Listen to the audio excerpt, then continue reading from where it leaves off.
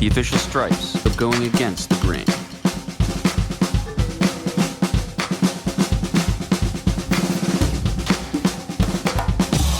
Promark.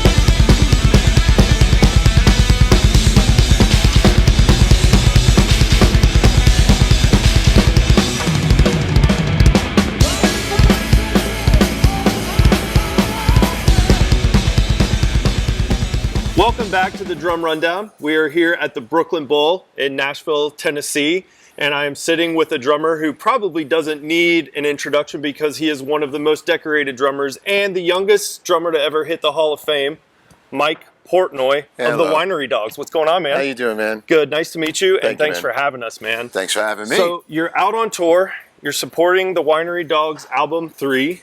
What are you playing to keep this rock and roll machine driving, man? We've got some familiar faces with some of your setups from the past. What do we got out here today? Well, I guess I switch up my kits from band to band. I play in so many different bands and projects now that one of the fun things is I get to mix up the kit from tour to tour and band to band. So this is what I'm using on this Winery Dogs tour, and this is also the same kit I just used last year when I toured with John Petrucci for his solo tour.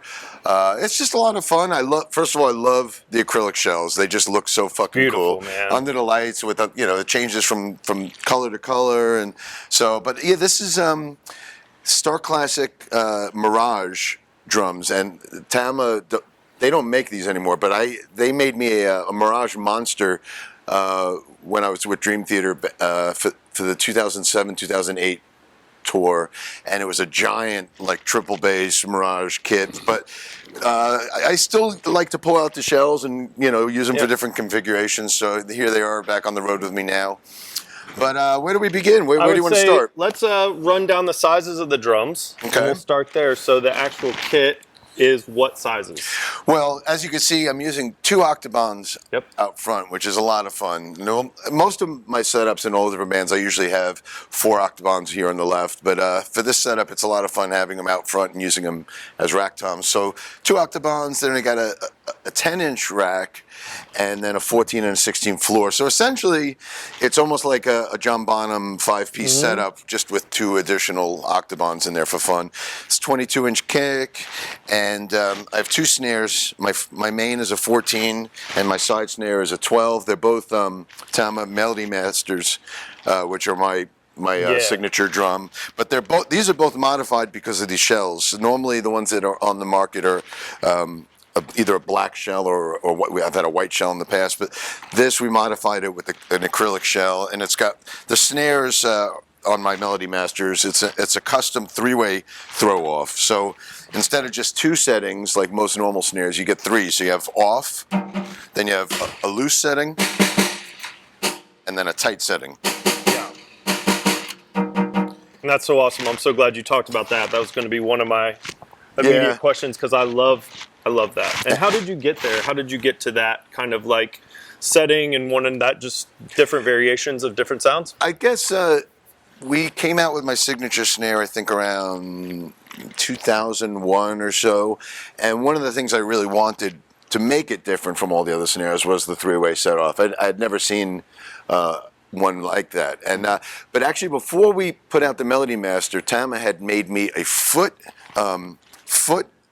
activated snare strainer. So there was actually a pedal back then. I think it was around 97, 98 when I was touring with that big purple and white monster. The snare was actually controlled by a foot pedal, almost like a timpani, which was a really cool idea, but they finally said it would have been too difficult to mass produce that, so we ended up going with the 3-way throw off instead, which is unique because, you can have, I'll switch it up sometimes from song to song. If I want a fatter snare, I keep it on loose. If I want a tighter, more piccolo sounding snare, put it on the tight setting. So you could actually have, 3 different snare sounds from one drum. And then if you have a 12-inch side snare like I have here, I guess it gives you kind of like 6 different snare sounds, really. Yeah, and when you're in 11 bands, I'm sure that having this kind of like different dynamic range and having your same kind of drums do different things for different songs is super helpful. Before I get tuned up in the comments, what is the depth of the kick drum? Because I know they're going to ask. God, you tell me. I don't know, man. Maybe you tell us. Yeah, you tell us. Right? Somebody out there knows. I am, like I said before we started this off the air,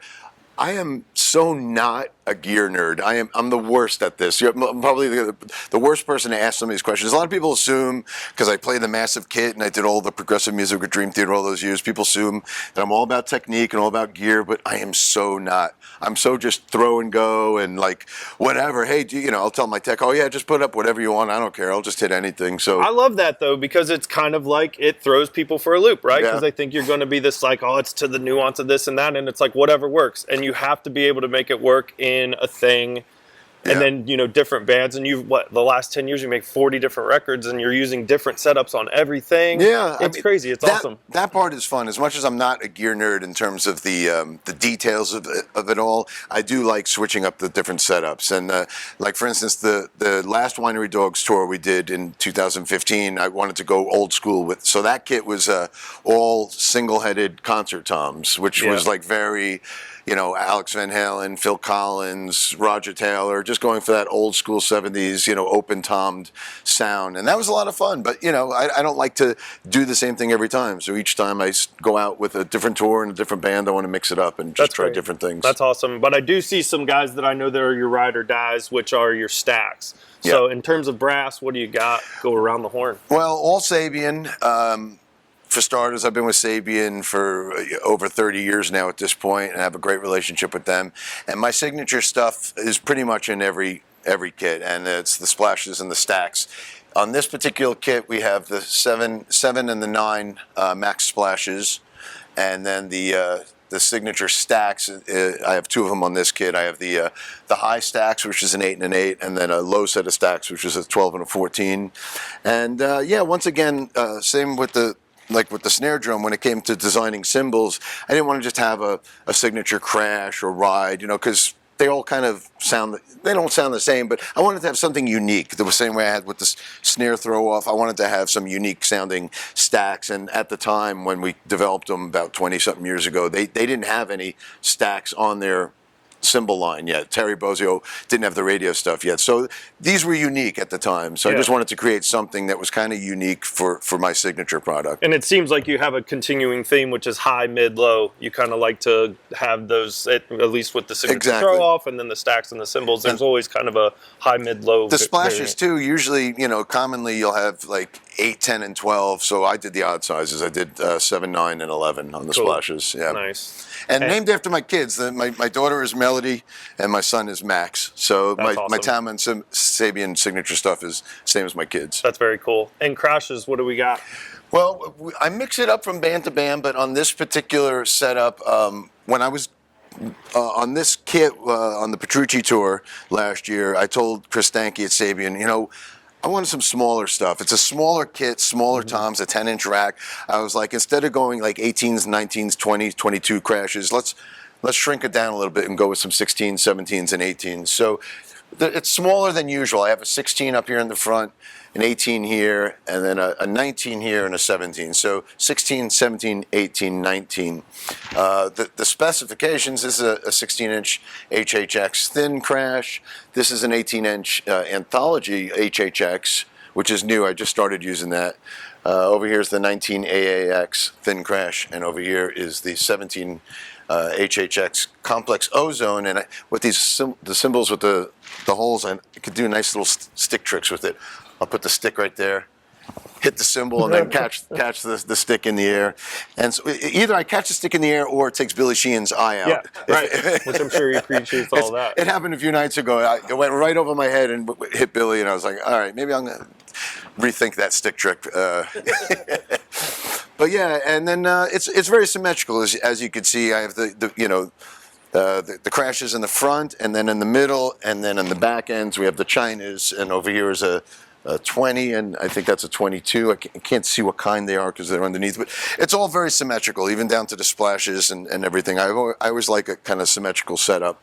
Got a radio bell here as well, and the ride is an artisan 22-inch raw bell ride, which is different. I forever used the HH Rock Ride was my go-to ride forever, and recently we switched it up with this, which I'm really digging. It's a lot of fun. What kind of things are you digging about it specifically? Well, I like all these that they're smaller and thinner. I feel like with a small kit like this, I can really dig into it. You know, I don't have to powerhouse with 22-inch crashes or 20-inch crashes. It feels just very concise. This whole kit and the whole setup is very concise. I don't have to reach very far. I guess as I'm getting older, I'm going to be 56 in a couple days, and I guess as I got older, I kind of like bringing everything in a little bit.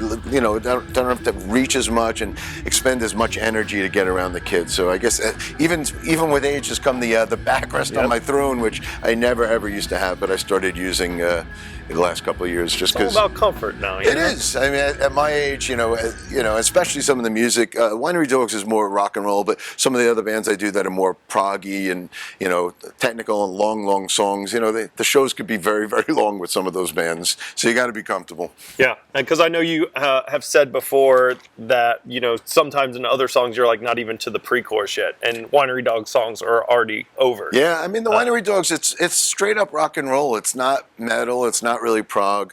The songs are like 5 minutes long. And some of my other prog bands will be up to 8 minutes in the overture, and we haven't even gotten to the vocals yet. Exactly. So this is a very, very different kind of band, and that's why I like a kit like this. It's more raw, it's more rock and roll. It's just a 3-piece, just me, Billy, and Richie, and it's more, open. There's a lot of space with a 3-piece and a trio. Right. And that's what I was going to say. I was happy to sit behind this particular kit because it is such a rock and roll kind of just like meat and potatoes kit, especially for you. Yeah. It's super awesome, and it looks super clean. I mean, the acrylics are awesome. We've been out for 2 months, so it's actually pretty dirty. And actually, the last 2 shows, I cracked my 2 front crashes, coincidentally, just the last 2 shows. But amazingly, they held up almost all 2 months on this tour without a single crack.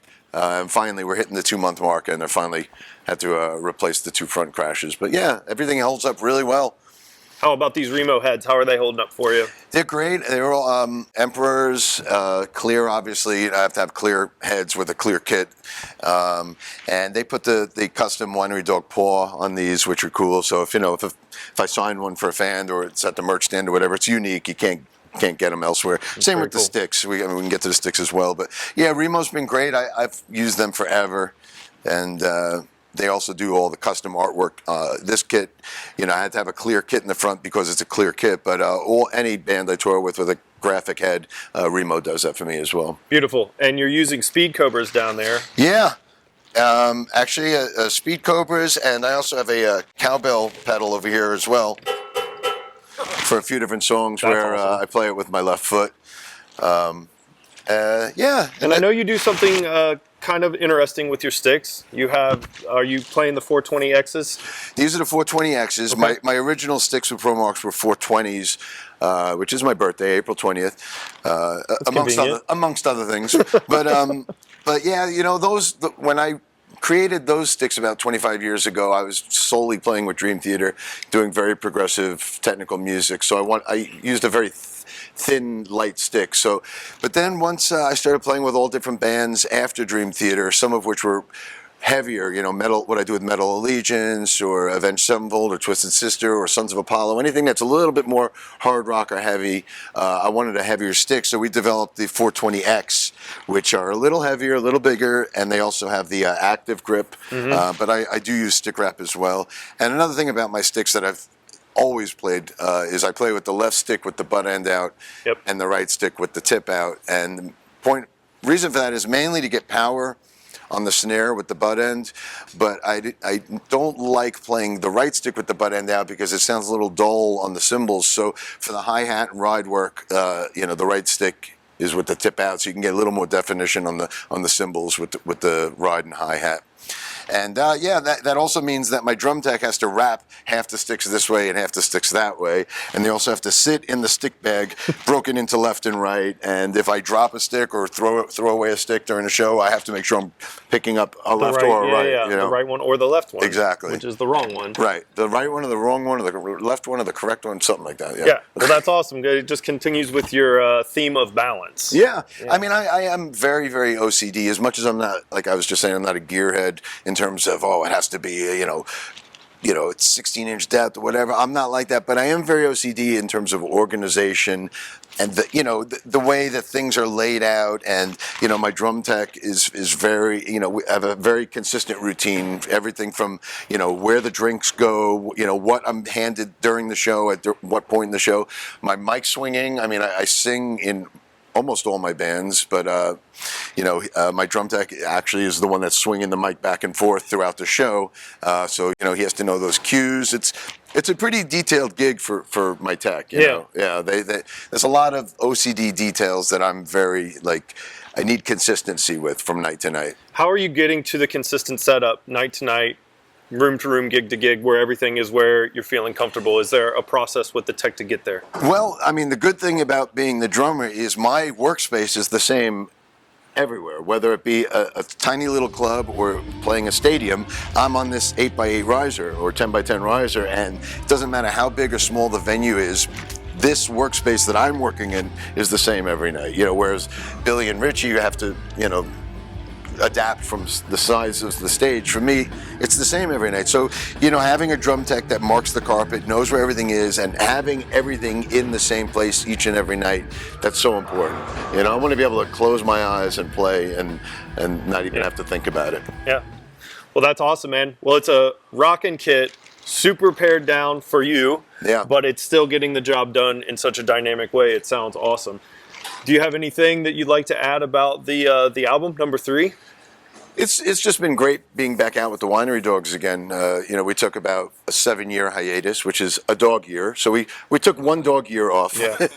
And, it's nice to actually be back out with Billy and Richie, because it's just such a fun band. I mean, both of those guys are so incredible. It's an honor to play with them. And I think what we do is really, fun, and for me it's unique. It's not like the typical prog thing or metal thing that I do with all my other bands. So for me, it's a breath of fresh air to be playing this kind of music, mostly 4/4, mostly concise songs,